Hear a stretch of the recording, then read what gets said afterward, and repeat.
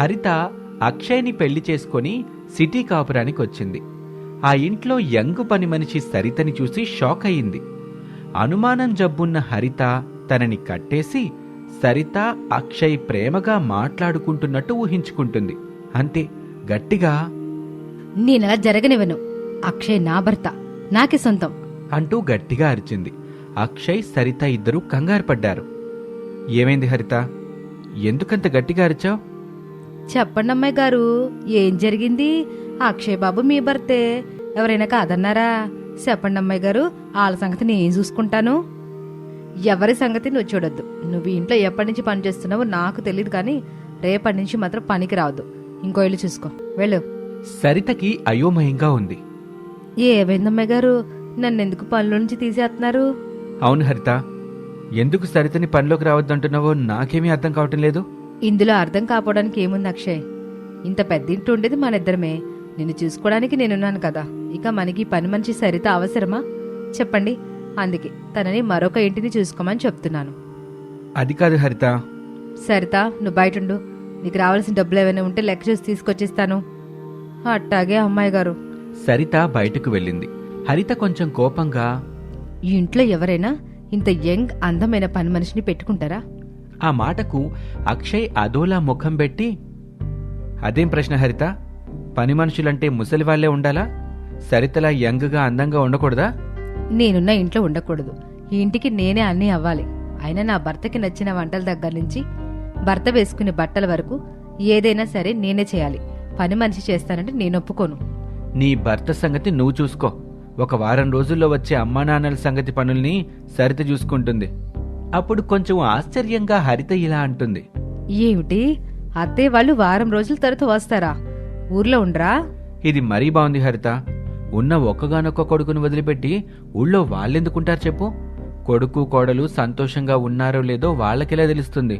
వాళ్ళు మనతోనే ఉండడానికి వస్తున్నారు. సరే రానివ్వండి, అత్తయ్య వాళ్ళని కూడా నేనే చూసుకుంటాను. సరితను కూడా తోడుగా ఉంచుకో హరిత. ఆ మాటకి హరిత కోపంగా, ఉంచుకో ఏంటి ఉంచుకో, అయినా పని మనిషి అవసరం లేదని నేనే చెప్తున్నాను కదా. తమరెందుకు పని మనిషి సరిత గురించి అంతలా ఆరాట పడుతున్నారు? ఏమిటి కదా? కథ లేదు, కాకరకాయ లేదు. నేను నీ గురించి ఆలోచిస్తుంటే నువ్వు నన్ను అనుమానిస్తున్నావు. నీ ఇష్టం అంటూ కోపంగా అక్షయ్ బెడ్రూంలోకి వెళ్ళాడు. ఇక మరోపక్క నల్లని చంద్రిక మామిడి పళ్ళ బుట్టని పక్కన పెట్టుకుని అరుగు మీద దిగాలుగా కూర్చొని ఉంటుంది. కమల మామిడి పళ్ళ బుట్టని నెత్తిన పెట్టుకుని అక్కడికొచ్చింది. ఏమే చంద్రిక, ఇక మామిడి పళ్ళు అమ్మడానికి పోదామే. ఈరోజు నేను రానులే కమల, నువ్వు వెళ్ళు. ఏమైందే నీకు? ఏదో పోగొట్టుకున్న దానిలాగా అలా కూర్చున్నావు. నీ చెల్లి హరితకి పెళ్లి చేసావు, అత్తారింటికి పంపించావు. అక్కడ చక్కగా కాపురం చేసుకుంటూ సంతోషంగానే ఉంటదిలే. ఇంకెందుకు ఈ బాధ, నీకు ఈ దిగులు? నా దిగులు, నా బాధ చెల్లికున్న అనుమానం గురించే. హరితకి అనుమానం జబ్బుందని అబ్బాయికి చెప్పేశావు కదా, ఇక నుంచి ఆయన చూసుకుంటాడులే. అక్షయ్ బాబు చెప్పినట్టు హరిత వింటే నాకు ఎలాంటి బాధ దిగులు లేదు. కానీ అనుమానంతో తన కాపురాన్ని ఎక్కడ నాశనం చేసుకుంటుందోనని బెంగగా ఉంది. ఏం కాదులే చంద్రిక, రోజులు గడుస్తున్న కొద్దీ ఇద్దరి మనసులు మమతలు కలుస్తాయి. ఒకరినొకరు అర్థం చేసుకునేలా చేస్తాయి. ఇద్దరు బాగుంటారు అని కమల చెప్పగానే చంద్రిక మనస్సు కుదుటపడి సంతోషంగా పళ్లబుట్టని నెత్తిన పెట్టుకుని అమ్మడానికి కమలతో పాటు బయలుదేరింది. డబ్బులు తీసుకుని హరిత బయటకొచ్చింది. సరిత బయటే ఉంది. డబ్బులు ఇచ్చింది. నీ జీతం ఎంత సరిత? 10,000 ఇస్తారమ్మాయి గారు. ఈ నెల నుంచి 15,000 ఇస్తామన్నారు. ఎందుకో? ఓహో, నేను వస్తున్నందుకు కదా. అవునమ్మాయి గారు, మీరు మాత్రం ఇలా అడుగు పెట్టారు, అలా నన్ను పనిలో నుంచి తీసేశారు. 15,000 జీతం పోయింది. ఇంకొక ₹1,00,000 చీటీ కట్టుకోవచ్చని నా ఆశ నిరాశ అయిపోయింది. ఇప్పుడు నీకు ఇచ్చింది కూడా ₹1,00,000 సరిత. అది విని సరిత సంతోషపడింది. ఆ అమ్మాయి గారు తమరి దేవతల్లి, మీ మేలు ఎప్పటికీ మర్చిపోను. సరిత, అక్కడ ఇక్కడ ఎన్నాళ్ళు ఇలా పనులు చేస్తావు చెప్పు. ఈ ₹1,00,000తో ఏదైనా ఫుడ్ వ్యాపారం పెట్టుకో, మంచిగా ఉంటుంది, సంపాదన కూడా బాగుంటుంది. అట్టాగే అమ్మాయి గారు అని చెప్పి సరిత అక్కడి నుంచి వెళ్ళిపోయింది. ఇంట్లో పనిచేసేవాళ్ళు ఇంతలా యంగండ్ అందంగా ఉంటే కాపురంలో ఘాటైన కారం వేసుకున్నట్టు అవుతుంది అనుకుంటూనే కిచెన్లోకి వెళ్ళింది. ఆ రోజు నుంచి హరిత అక్షయ్కి నచ్చినట్టుగా అన్ని పనులు చేస్తూ సంతోషంగా ఉంటుంది. చంద్రిక పగలంతా పళ్ళమ్ముకొని రాత్రికి ఇంటికొచ్చి హరితతో ఫోన్ మాట్లాడేది. తన చెల్లి ఆనందంగా కాపురం చేసుకుంటున్నందుకు ఎంతగానో మురిసిపోయేది. కడుపు నిండా అన్నం తిని ప్రశాంతంగా పడుకునేది. వారం రోజులు గడిచిన తర్వాత అక్షయ్ అమ్మా నాన్న కామేశ్వరి రంగారావులు వచ్చారు. దాంతో ఇంట్లో హరితకి పనెక్కువైంది. వాళ్ళ బట్టలు వాష్ చేయటం, ఇష్టమైన వంటలు వాళ్ళకి చేసి పెట్టటం, రాత్రిపూట అత్తగారు కామేశ్వరికి కాళ్ళు పట్టటం, ఇలా ఏమాత్రం రెస్ట్ తీసుకోకుండా పని మీద పని చేస్తూనే ఉంటుంది హరిత. ఒక రోజున నీరసంగా పడుకున్న హరితని అక్షయ్ ఈ విధంగా అడిగాడు. ఏమైంది హరి, ఈరోజు చాలా నీరసంగా ఉన్నావు? నేను ఇలా అంటున్నానని తప్పుగా అనుకోద్దు అక్షయ్. నా బాధని అర్థం చేసుకుంటామని చెప్తున్నాను. నువ్వేం చెప్పాలనుకుంటున్నావో నాకు అర్థమైంది హరిత. మా అమ్మ వాళ్ళ గురించే కదా. ఆ మాటకి హరిత మౌనంగా చూసింది. వాళ్ళిక్కడే మనతోటే ఉంటారు హరిత. అనాథాశ్రమంలోనూ ఓల్డేజ్ హోంలోనూ నేను చేర్పించలేను. పని మనిషిని పెట్టు. అమ్మా నాన్నల పనులు తనే చూసుకుంటుంది. నువ్వు వాళ్ళకి కావాల్సిన వంటలు చెయ్యి, నన్ను చూసుకో. అప్పుడు నీకు ఇంతలా బాధ ఉండదు కదా. పని మనిషిని పెట్టుకోక తప్పదంటారా? ఆలోచించుకో హరిత. ఇంటి పని వంట పనితో పాటు అమ్మా నాన్నల పనులు కూడా చేసే ఓపికంటే పని మనిషి వద్దు. లేదు నీ వల్ల కాదు అంటే ఖచ్చితంగా పని మనిషి అవసరం పడుతుంది. పని మనిషి కావాలి కూడా. యంగ్గా ఉన్నవాళ్ళైతే చలాకీగా ఇంట్లో పనులని చేస్తారు. ఆ మాటకి హరిత కొంచెం ఆలోచనలో పడింది. నేను అమ్మ వాళ్ళ దగ్గరికి వెళ్ళొస్తాను, ఉండు. అక్షయ్ తన దగ్గర నుంచి పక్కకు వెళ్ళిపోయాడు. హరిత బెడ్ మీద నుంచి అటు ఇటు తిరుగుతూ పని మనిషి గురించి ఆలోచించటం మొదలుపెట్టింది. వయసులో ఉన్న పని మనిషిని పెట్టుకుంటే పనులు చకచకా జరుగుతాయి, నాకు రిలీఫ్ ఉంటుంది. కానీ తన అందంతో నా అక్షయ్ని ఆకర్షిస్తుంది. రిలీఫ్కి బదులు పెద్ద తలనొప్పి వస్తుంది. అదే ముసలి వాళ్ళని పెట్టుకుంటే వాళ్ళకి పనుల్లో నేను సహాయం చేయాల్సి వస్తుంది. ఒక్కోసారి వాళ్ళ పనులు కూడా నేను చేయాల్సి వస్తుంది. అలా వద్దు. మరి ఇప్పుడు ఎలా అని అనుకుంటూ ఆలోచన చేస్తూ ఉండగా బెడ్ మీదున్న తన సెల్ ఫోన్ మోగింది. హరిత చూసింది. అక్క కాలింగ్ అని పడింది. హరితకి ఒక ఐడియా వచ్చింది. సంతోషంగా హరిత ముఖం వెలిగిపోతుంది. పని మనుషులకు ఎవరినో పెట్టుకోవడం ఎందుకు? మా నల్ల నక్కనే పెట్టుకుంటే సరిపోతుంది కదా. చకచకా అన్ని పనులు చేసేస్తుంది. నల్లగా ఉంటుంది కనుక ఎవరో తనతో మాట్లాడడానికి ఇష్టపడరు. ఏం మాట్లాడా నేనేం మాట్లాడాలి? మా నల్లక్కని రమ్మని చెప్తాను అని కాల్ని రిసీవ్ చేసుకుంటుంది. కాసేపు మంచి చెల్లు మాట్లాడుకున్న తర్వాత హరిత విషయం చెప్పేసింది. అందుకు చంద్రిక కూడా ఎంతో సంతోషపడింది. ఎలాగైతే ఏముందిలే, నేను మా చెల్లి దగ్గర ఉండాలనే నా కోరిక తీరుతుంది. రేపటి నుంచి నేను చెల్లి వాళ్ళ ఇంట్లో ఉంటూ అన్ని విధాలా చెల్లిని చూసుకోవచ్చు అని ఎంతగానో మురిసిపోతుంది. మరుసటి రోజున నల్లని చంద్రిక తెల్లని హరిత ఇంటికొచ్చింది. అక్షయ్ అభిమానంతో పలకరించాడు. నల్లని చంద్రిక కూడా ఆప్యాయంగా మాట్లాడింది. కామేశ్వరి రంగారావుల దగ్గరికి తీసుకొచ్చింది. వాళ్లకి పరిచయం చేసింది. చంద్రిక వినయంగా వాళ్ల కాళ్లకి దండం పెట్టింది. వాళ్లకి కూడా చంద్రిక వినయం నచ్చింది. ఇక ఆ రోజు నుంచి చంద్రిక పనులు చేయటం మొదలుపెట్టింది ఆ ఇంట్లో. అందరూ సంతోషంగా ఉన్నారు, ఒక్క హరిత తప్ప. కారణం అక్షయ్ చంద్రిక నవ్వుతూ మాట్లాడుకోవటం. నల్ల నక్కని తీసుకొచ్చి పెట్టుకుంటే పని మనిషి ఆ పనులు చక్కగా చేస్తుందని అనుకున్నాను. అక్షయ్తో నవ్వుతూ మాట్లాడుతుంది, తానే స్వయంగా కాఫీ ఇస్తుంది, ఇంటి దగ్గర ఉన్నప్పుడల్లా లంచ్ పెట్టేస్తుంది. అక్షయ్ కూడా నాకు ఏ పని చెప్పకుండా అన్ని పనులు అక్కగే చెప్తున్నాడు. ఇలా అయితే నేను అక్షయ్కి ఈ కుటుంబానికి దూరం అవుతాను. అలాగని వేరే పని వాళ్ళని పెట్టలేను. దీనికి ఒక పరిష్కారం ఆలోచించాలి అని ఆ రోజు రాత్రి కిచెన్లో పడుకుంటున్న అక్క చంద్రికని చూసింది. రోజు అక్క కిచెన్లోనే పడుకుంటుంది, ఈ వంటగదినే తన గదిని చేస్తే అని ఒక క్షణం పాటు ఆలోచించింది. ఒక ఐడియా వచ్చింది. ఆ ఐడియా తనకు నచ్చింది. హరిత సంతోషపడింది. అవును, ఈ వంటగదినే తన గదిని చేస్తే బాగుంటుంది. కిచెన్లో ఉన్నంత వరకు అద్దాలు ఫిట్టింగ్ చేస్తే సరిపోతుంది అని అనుకుని ఆ రోజు రాత్రి ప్రశాంతంగా నిద్రపోతుంది. మరుసటి రోజున చంద్రిక మార్కెట్ నుంచి ఇంటికొచ్చేలోపు హరిత అద్దాల కిచెన్ని రెడీ చేయించింది. ఏమిటి చెల్లి, మామూలు వంటగదిని అద్దాల వంటగదిలా మార్చేశావు? రోజు రాత్రిపూట నువ్వు ఇందులోనే పడుకుంటున్నావు కదక్క, అది నాకు నచ్చలేదు. అందుకే నీకోసం ఇలా అద్దాల కిచెన్ బెడ్రూమ్లా మార్చేశాను. ఇక్కడి నుంచి నువ్వు ఇందులోనే ఉండొచ్చు. అత్తయ్యకి మామయ్యకి ఆయనకి ఏమైనా కావాలంటే నాకు చెప్తారు, నేను వచ్చి నీకు చెప్తాను. అప్పుడు నువ్వు నేను చెప్పించేసిస్తే సరిపోతుంది. తన చెల్లెలు హరిత ఎందుకిదంతా చేస్తుందో చంద్రికకి కూడా అర్థమైంది. ఆ రోజు నుంచి ఏమీ మాట్లాడకుండా ఆ అద్దాల కిచెన్లోనే ఉంటూ హరిత కావాలి అని చెప్పిన వాటిని రెడీ చేస్తూ తన చెల్లెల్ని అక్కడే చూసుకుంటూ ఆనందంగా జీవిస్తూ ఉంటుంది. ఇది వాల్టి కథ. మరొక ఆసక్తికర కథలో మళ్ళీ కలుద్దాం. అంతవరకు సెలవు, నమస్తే. పెళ్లి కాని హరితకి ప్రెగ్నెంట్ కన్ఫర్మ్ అయింది. దాంతో హరిత పార్కులో ఒంటరిగా కూర్చొని ఏడుస్తూ ఉండగా తన కొలీగ్ సుజన వచ్చింది. ఏడుస్తున్న హరితని చూసి కొంచెం కంగారు పడింది. అయోమయంగా, ఏమైందే? ఎందుకు వెంటనే రమ్మని ఫోన్ చేశావు? అసలు ఎందుకు ఏడుస్తున్నావు? హరిత కన్నీళ్ళని తుడుచుకొని కొంచెం కోపంగా, గట్టిగా అరవకే, పక్కన కూర్చో. సుజన కూర్చుంది. హరితకి ఏడుపొస్తుంది, కానీ గట్టిగా ఏడవలేని పరిస్థితి తనది. తను కూర్చున్న చోటులో గట్టిగా ఏడిస్తే జనాలొచ్చే అవకాశం ఉందని హరిత లోపలే బాధపడుతూ ఉంటుంది. ఏమైందో చెప్పకుండా నీలో నువ్వే ఎందుకలా బాధపడతావు? చెప్పు. సుజన, ఐఎమ్ ప్రెగ్నెంట్. సుజన షాకింగ్గా వాట్ అని అరిచింది. ఆ పార్కులోని వాళ్ళు అదోలా వాళ్ల వైపే చూశారు. హరిత వాళ్ళని చూసి కొంచెం కోపంగా, ఎందుకే అంతలా అరుస్తావు? చూడు, పార్కులోని వాళ్ళు మనల్ని అదోలా చూస్తున్నారు. నేను చెప్పేది కామ్గా వినలేవా? ఇంత దారుణమైన మాట విని అరవకుండా షాక్ కాకుండా ఉంటారా? ఒక పని చేయవా, బస్ స్టాండ్లో, రైల్వే స్టేషన్లో, మెట్రో స్టేషన్స్లో, సిగ్నల్స్ దగ్గర అనౌన్స్మెంట్ చేయి.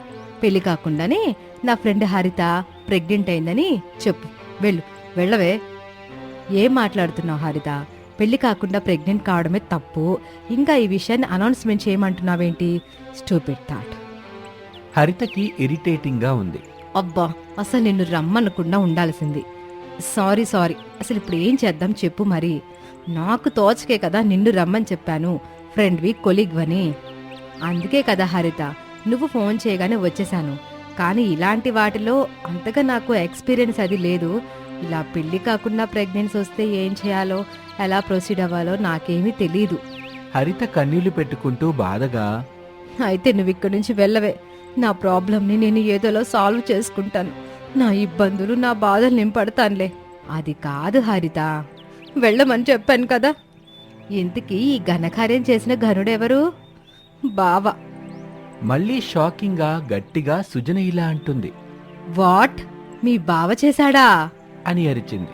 హరిత తన బాధని వదిలిపెట్టి అయోమయంగా చూస్తూ, ఎందుకే నేను చెప్పిన ప్రతిదానికి కప్పలాగా నోరు తెరుస్తున్నావు, ఏనుగులా అరుస్తున్నావు? సైలెంట్గా వినలేవా?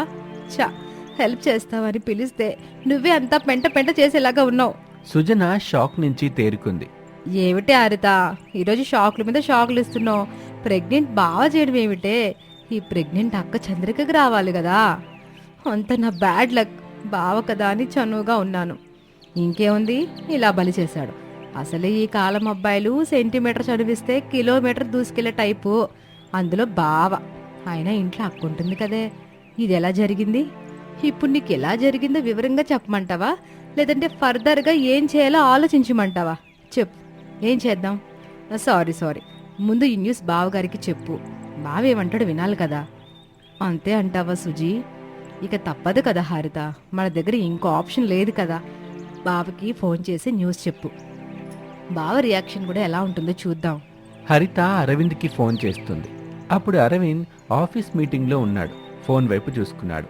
సాఫ్ట్వేర్ పిల్ల కాలింగ్ అని పడుతుంది. కాల్ని కట్ చేశాడు. కట్ చేశాడే? ఇక నుంచి అదే చేస్తూ ఉంటాడులే. తన అవసరం సరదా అన్ని తీరిపోయాయి కదా. అయినా మనం వదిలిపెట్టద్దు. మళ్ళీ చెయ్యి. హరిత మళ్ళీ ఫోన్ చేసింది. అరవింద్ కట్ చేసి మెసేజ్ పెట్టాడు. మీటింగ్లో ఉన్నానని మెసేజ్ పెట్టాడే. ఇంతకు ముందు ఎప్పుడు ఫోన్ చేసినా మాట్లాడేవాడు, ఒక రింగ్కే ఎత్తేసేవాడు. కానీ ఇప్పుడు కట్ చేస్తున్నాడు. ఒక రింగ్ కాదు కదా, 2 సార్లు ఫోన్ చేసినా రిసీవ్ చేసుకోవడం లేదు. మరి ఇప్పుడు ఏం చేద్దాం హరిత? ఈ విషయం అక్క చంద్రికకి తెలిస్తే అక్క ఏమైనా చేసుకుంటే? వద్దు సుజన, అలా మాట్లాడుకో.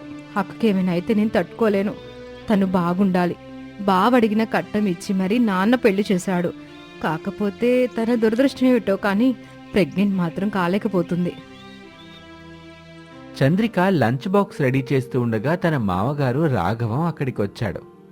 ఏం తల్లి, వాడికి లంచ్ బాక్స్ కడుతున్నావా? అవును మావయ్య, బాక్స్ కట్టడం పూర్తయిపోయింది. మీరు తినడానికి ఏం పెట్టమంటారు? అవన్నీ నేను చూసుకుంటానులే కోళ్ళ. నువ్వెళ్ళి కొడుక్కి బాక్స్ ఇచ్చేసిరా తల్లి. జాగ్రత్తగా వెళ్ళమ్మా. సరే మావయ్య. లంచ్ బాక్స్ తీసుకొని ఇంటిలో నుంచి కారులో బయలుదేరుతుంది చంద్రిక. ఇంటికి దీపం ఇల్లాలు అంటారు. మా కోడల్ని చూస్తుంటే నిజమే అనిపిస్తుంది. కానీ ఆ దేవుడు తన నుదుట అమ్మయ్యే రాతని ఎందుకు రాయలేదో ఏంటో. అమ్మ కాలేని చంద్రిక ఈ మామయ్యకి కూతురైంది. అనుకుంటూ రాఘవం తింటూ ఉంటాడు. చంద్రిక ఆఫీస్కి వచ్చింది. అరవింద్కి లంచ్ పెట్టింది. నవ్వుతూ ఇష్టంగా తిన్నాడు అరవింద్. చంద్రిక, వంట చాలా బాగుంది. నువ్వు రోజు రోజుకి వంటలు బాగా చేస్తున్నావు. చేసిన ప్రతిసారి కొత్తగా వెరైటీగా ఉంటుంది. హ్యాండ్ వాష్ చేసుకుని వస్తాను అని అరవింద్ తినేసి వెళ్తాడు. పార్కులో అరవింద్ కాల్ కోసం హరిత, సుజన వెయిట్ చేస్తూ ఉంటారు. నాకు తెలిసి నిన్ను కావాలని అవాయిడ్ చేస్తున్నాడు అనిపిస్తుంది హరిత. ఐఎమ్ ప్రెగ్నెంట్ అని మెసేజ్ పెట్టు, ఇలా చూసుకొని అలా కాల్ చేస్తాడు చూడు. సుజన చెప్పినట్టుగానే హరిత అలా ఒక మెసేజ్ పెట్టింది. ఆఫీస్ టేబుల్ మీద నుంచి ప్లేట్ తీసుకున్న చంద్రికకి ఆ పక్కనే ఉన్న అరవింద్ మొబైల్ కనబడింది. మెసేజ్ రావటంతో ఫోన్ వైపు చూసింది. సాఫ్ట్వేర్ పిల్ల ఐఆమ్ ప్రెగ్నెంట్ అని కనిపించింది. కొంచెం అమాయకంగా, ఇదేమిటి సాఫ్ట్వేర్ పిల్ల ఐఆమ్ ప్రెగ్నెంట్ అని మెసేజ్ పెట్టింది? ఇంతకీ ఈ సాఫ్ట్వేర్ పిల్ల ఎవరు? తనకి ప్రెగ్నెంట్ వస్తే నా భర్తకి చెప్పడం ఏమిటి అని ఓపెన్ చేసి చూసింది. ఆ నెంబర్ తన చెల్లెలు హరిత నెంబర్. చంద్రిక షాక్ అయింది. బాధొచ్చింది. కన్నీళ్లు కారుతూ ఉంటాయి. వెంటనే హరితకి ఫోన్ చేసింది. హరిత అరవింద్ నెంబర్ నుంచి ఫోన్ రావటం చూసి సంతోషపడింది. కానీ తను ఒక తప్పు చేసింది. అవతల మాట్లాడుతుంది తన బావ, అక్క అని గ్రహించుకోలేకపోయింది. హలో బావా, నేను పెట్టిన మెసేజ్ చూసుకొని ఫోన్ చేసావని నాకు అర్థమైంది. నేను ప్రెగ్నెంట్ బావా, ఇప్పుడు ఏం చేద్దాం అని చెప్పగానే చంద్రిక మనసు అద్దంలా ముక్కలైంది. తనని తను కాల్ చేసుకున్న బాధ కలిగింది. కన్నీళ్లు వరదలా కారుతూ ఉంటాయి. హలో బావా, ఏం మాట్లాడవేంటి? ఇప్పుడు మనం ఏం చేద్దాం? ఈ విషయం అక్కకు చెప్తే ఎలా రియాక్ట్ అవుతుందో కూడా తెలీదు, చెప్పొద్దు కూడా. చంద్రిక మౌనంగా ఏడుస్తూ ఉంటుంది. అరవింద్ వాష్ చేసుకుని వచ్చాడు. చంద్రిక అరవింద్ని చూసి చెవి దగ్గర ఉన్న ఫోన్ను వదిలిపెట్టి వెళ్ళిపోతుంది. అరవింద్ అయోమయంగా చూస్తూ చంద్రికని పిలుస్తాడు. అయినా చంద్రిక వినిపించుకోకుండా వెళ్ళిపోతుంది. లైన్లో ఉన్న హరిత తన బావ అరవింద్ పిలుస్తున్న తన అక్క పేరు స్పష్టంగా వింటుంది. షాకింగ్గా, సుజీ, ఆఫీస్కి అక్కొచ్చినట్టుందే. అంటే ఎంతవరకు నువ్వు చెప్పిన మ్యాటర్ మొత్తం అక్క విన్నదన్నమాట. నాకు కూడా అదే అనిపిస్తుంది సుజీ. ఇప్పుడేం చేయాలి? ఫోన్ కట్ చేసి మళ్ళీ చేయవే, బావ మాట్లాడతాడు. అక్క వచ్చింది రాని తెలిసిపోతుంది కదా. హరిత అలాగే చేసింది. ఈసారి అరవిందే మాట్లాడతాడు. అవును హరి, నీతో ఇంతకుముందు మాట్లాడింది చంద్రికే. మన లవ్ మ్యాటర్ తెలిసిపోయినట్టుంది. అయ్యో బావా, నేను చెప్పింది లవ్ మ్యాటర్ కాదు, నేను ప్రెగ్నెంట్. అప్పుడు అరవింద్ గట్టిగా, వాట్? ఏం మాట్లాడుతున్నావు హరి? ఇంతకుముందు ఫోన్లో ఇదే విషయం చెప్పావా? అవును బావా, నీకు ఫోన్ చేస్తుంటే కట్ చేస్తున్నావు. అందుకే ఐఎమ్ ప్రెగ్నెంట్ అని మెసేజ్ పెట్టాను. నీ నుంచి కాల్ వచ్చింది. నువ్వే కదా చేస్తావని చెప్పి విషయం చెప్పేశాను. సరే సరే హరి, ఇప్పుడే నువ్వెక్కడున్నా ఇంటికొచ్చే. నేను ఆఫీస్ నుంచి బయలుదేరుతున్నాను. వామ్మో, ఇంటికా? నేను రాను. అక్క ముఖాన్ని నేను చూడలేను బావా. నేనున్నాను కదా హరిత, నువ్వింటికొచ్చే. ఎక్కడికి వెళ్ళొద్దు. ఏమీ కాదు, అన్నీ సర్దుకుంటాయి అని చెప్పి ఫోన్ పెట్టేశాడు అరవింద్. బావ చెప్పినట్టు ఇంటికే వెళ్ళు, అంతా బావ చూసుకుంటాడు, వెళ్ళు. పార్కు నుంచి సుజన, హరిత బయలుదేరారు. అరవింద్, చంద్రిక కూడా ఇద్దరూ ఇంటికొచ్చారు. రాఘవం హాల్లోని సోఫాలో కూర్చుని ఉంటే చంద్రిక నిలబడి కన్నీళ్లు పెట్టుకుంటూ ఉంటుంది. ఏం బాబు? అరవిందు, కోడలు చెప్పిందంత నిజమేనా? నిజమే నాన్నగారు. మీరు ఆడుకోవడానికి మనవడో మనవరాలో కావాలి. అమ్మా నాన్న అనిపించుకోవటానికి మాకు ఒక బాబో పాపో కావాలి. ఈ ఇంట్లో అల్లరి చేయడానికి ఒక చంటోడు కావాలి.